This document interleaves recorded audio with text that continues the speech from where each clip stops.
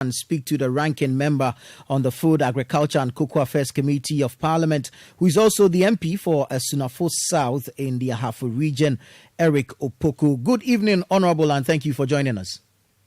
Good evening, my brother. Right. And I'm also grateful for the opportunity. Good to have you. Good to have you. Now, in this turn of events, we've had the finance minister contradict the CEO of COCOBOD on their latter's claims or assertion that indeed COCOBOD would not go onto the external market to borrow for the 2024-2025 crop season. Now, we know that since the 1992-93 season, government has financed the purchase of beans with these external or this syndicated loans. The COCOBOD CEO insists that it will not go onto the market, but finance minister says they will solely rely on syndicated loans. Which way would have been best for the country, to go external or to source locally? Thank you for the opportunity. I think that the ideal situation should have been sourcing the funds locally, if the capacity really exists for local banks to generate that quantum of money to finance cocoa purchasing in Ghana. Unfortunately, that is not the situation. The situation as it stands now, the banks in Ghana will not be able to raise that huge amount of money, $1.5 billion, to finance cocoa purchases. And when you look at the records of COCOBOD, COCOBOD issued short-term bills called cocoa bills. And then the commercial banks in Ghana bought these bonds. When the time was due for them to pay, they could not pay. So they pleaded for another 6 months. They were given the 6 months. The 6 months was due, they couldn't pay. As it stands now, COCOBOD has also implemented debt exchange program, and they have postponed payment of those debts to future days. And so the banks have lost, confidence in COCOBOD. And it will be difficult for knowing their financial position now.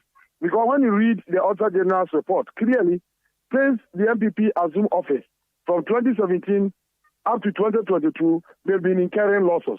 And even in 2023, when the Auditor General reported that they have made a profit of 2.3 billion, the Auditor General added that they made the profit because they have postponed payment of their debt to a future date.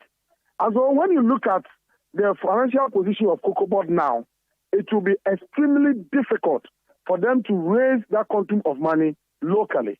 And even if they should get it, look at the current interest rate, hovering above 30%. How would they be able to pay? But when you go outside and then you get the funding, the interest rate will be far, far, far lower. Unfortunately, last year, COCOBOD went there wanting to take about 1.5 billion.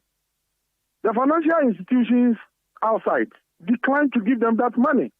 They came home with $800 million, and they weren't able to pay the $800 million. They have defaulted. So they have lost credibility also in the international market. And that is why, as we speak, they have not secured funding for cocoa purchases, even though they are preparing to announce cocoa price somewhere next week. So we are in a difficult situation. And we wanted the chief executive to be candid to the good people of Ghana. But he was economical with the truth. The minority came out. What in your position is the actual truth? The actual truth is that Ghana is now sourcing funding from the international market. We are now pursuing the syndicated facility. We are still in negotiations with the lenders. We have never taken that bold decision to stop that activity. We are pursuing it vigorously. And so the chief executive shouldn't have, been economical with the truth. He shouldn't have lied to the good people of Ghana. The position articulated by the finance minister vindicates the minority. That the issue that was raised by the minority, that the chief executive was being economical with the truth, has been, demonstrated by the minister. And so we urge the chief executive that you are managing a very big asset, a very big company belonging to the good people of Ghana. And so whenever you come out there to talk to Ghanaians, just be open, be honest, be candid. and tell the people what exactly the situation is so that everybody will agree with you.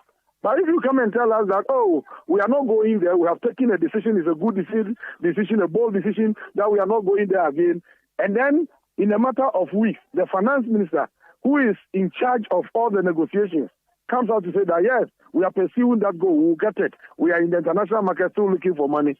Then you portray yourself as somebody who is not honest. And I think it's not a good thing. Well, so the finance minister, although contradicting the COCOBOD CEO, also highlighted the possibility of the self-financing, which he says will be phased out in gradual stages. What's the feasibility of this? That we don't have the capacity now to do that.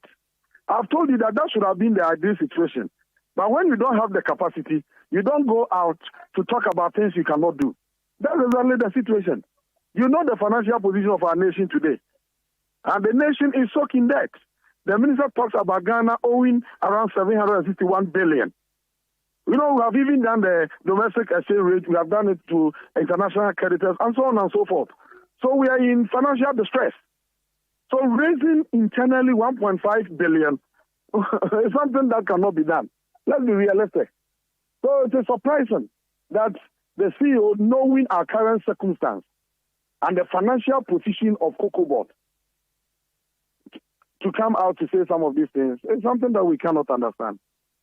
If you look at the trends over the past decade, the past 10 years from 2014 till now, the syndicated loans we are securing and the amount of cocoa we are exporting, does this justify the need or to go onto the external market to borrow for the purchase of cocoa beans? Say 2014, we secured a loan of $1.7 billion and then exports was around 896,000 metric tons. 2015, there was a decline to 740,000 metric tons, although syndicated loan rose to 1.8 billion. Fast forward, 2023, as you rightfully mentioned, we were seeking $1.5 billion, but it was reduced to 800 million. But this has been attributed to lower than expected production. And so I just want to find out that to continuously go on to the external market to borrow, to buy cocoa beans, does the production or the exports we get at the end of the day justify going on to the external market to borrow? In fact, you borrow to purchase cocoa. So if your projection is that you are not going to get enough cocoa, you are not going to get more of the cocoa, and then you need some small amount of money to buy, then you can generate it here if you have the capacity. But they are projecting an output of 650,000 tons. If indeed they can raise 650,000 tons, then we don't have the capacity to finance that. So certainly we have to go onto the international market to borrow. We can only wean ourselves off that facility when we have built local capacity to be able to do that. So the first thing we need to do is to assess ourselves. Do we have the capacity locally to do that? If it is no, then we have no option than to go to the international market. And I've indicated to you that the financial position of Ghana and indeed COCOBOD today demonstrate that we do not have the capacity. So any attempt today to think about weaning ourselves off the syndicated loan is just something that cannot happen. So we don't even have to talk about it. And that's why the minister indicated that even if we want to do self-financing here, we must do it gradually. So that as we move on, we build the capacity, and then up to a stage, we can say that today we have the capacity to do it, so we are not going there again. But as it stands now, we do not have the capacity to do that. Honorable, you seem convinced on the lack of capacity to source the funds locally. But you see, this 650,000 tons target is a reduction of by about 25 or 20% from an earlier prediction of 810,000. Now, if we have this much of a reduction or a reduced target, is it not possible to engage in a cocktail of self-financing and domestic financing to be able to raise the money for the purchase of the beans? No, you have made a good point. Earlier on, I indicated that it depends on the quantity that you project to produce. If the projection is within your capacity, go ahead and finance. But if it is not within, then you cannot. And I'm saying that even the 650, we cannot finance it. Because last year, the projection was 850,000 metric tons. At the end of the day, we had 429,000 tons, almost 430,000 metric tons. But even the 430,000 metric tons, had it not been the 800 million we secured for the syndicated facility, we couldn't have financed it. And I've already highlighted the losses they have incurred over the period. So if you have a company that is running into losses for 7 consecutive years, certainly you know the capacity of the company, that the company cannot even finance 200,000 tons. The company cannot. The Auditor General has reported that they will not be able to even meet their short-term obligations. Short-term obligations. So if a company does not have the capacity to meet its short-term obligations, what about raising this huge amount of money to finance cocoa purchasing in Ghana? We don't want a situation where the cocoa farmer, after drying the beans, will be carrying the cocoa from one point to the other, looking for the licensed buying company which has money to buy. That will be a disaster. Last year it happened, and it shouldn't be repeated. And so we want them to do everything possible to make sure that funding is secured before they announce the producer price, in order not to subject our farmers to that kind of stress they subjected to them to the last year. And the point I emphasized earlier on was that the chief executive stated a position which has been contradicted by the finance minister. But clearly you see that the finance minister was the one telling the truth. So we urge the chief executive to humbly come out to apologize to Ghanaians that it was an error. He slipped. He wanted to say that they are working on the facility, and that the impression he created was erroneous. That will demonstrate some kind of humility of a leader who has, misinformed the public. I mean, taken by those words, I think will do us some good. Oh no, but you say that government should secure the funds before announcing the producer price for cocoa. That has been the practice always. Right. That has been the practice. Very well. It's not a matter of me saying it. Very well. But the chief executive of COCOBOD also announced that the season would open earlier than usual. He actually says it will open on September 1, which is just on Sunday. What difference would this make? The difference is that if you announce the price on September 1st, it means that farmers can send their cocoa to the licensed buying companies, but they will not have money to buy. And that is the problem we have. These farmers depend solely on the cocoa farm, on the produce that they get from their farms. So now, having gone through the processes of harvesting the cocoa, breaking the pods, fermentation, drying, and bagging, now you carry your cocoa to the licensed buying company, and they tell you that we are crediting the cocoa for 1 month. If COCOBOD gets us money, then it will come and pay you.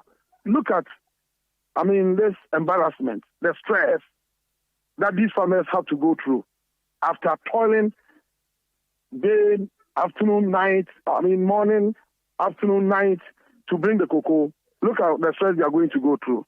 So the interest of the farmer must supersede all other interests, because they are the producers of the golden pod. And what happened last year in 2023 was that COCOBOD invested 942 million in the production of cocoa. But the Auditor General has reported that office expenditure alone was 3.4 billion. 3.4 billion Ghana cedis was expended in the office. And their total investment in cocoa production last year, as they themselves announced, was 942 million cedis. So, my brother, are you investing in cocoa or you are investing in the office? Are you producing the cocoa in the office or on the field? And so if you reduce your investment in the sector, certainly it is going to affect your output.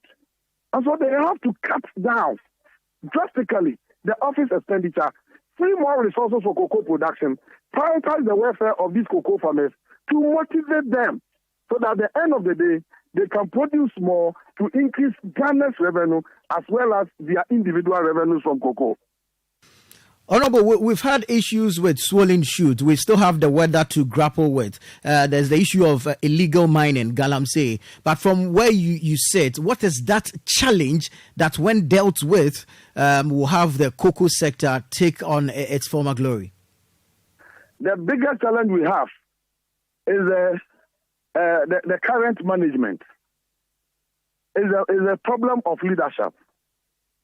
If we are able to change the management of the sector and get people who are committed to developing the sector will be on the proper track.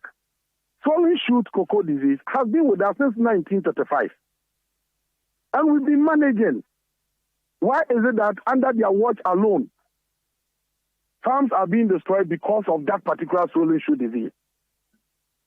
Then you also talk about the weather. Ghana's agriculture has been rain-fed since time immemorial. We don't have irrigation on our cocoa farms. But the sector has survived all off until this time.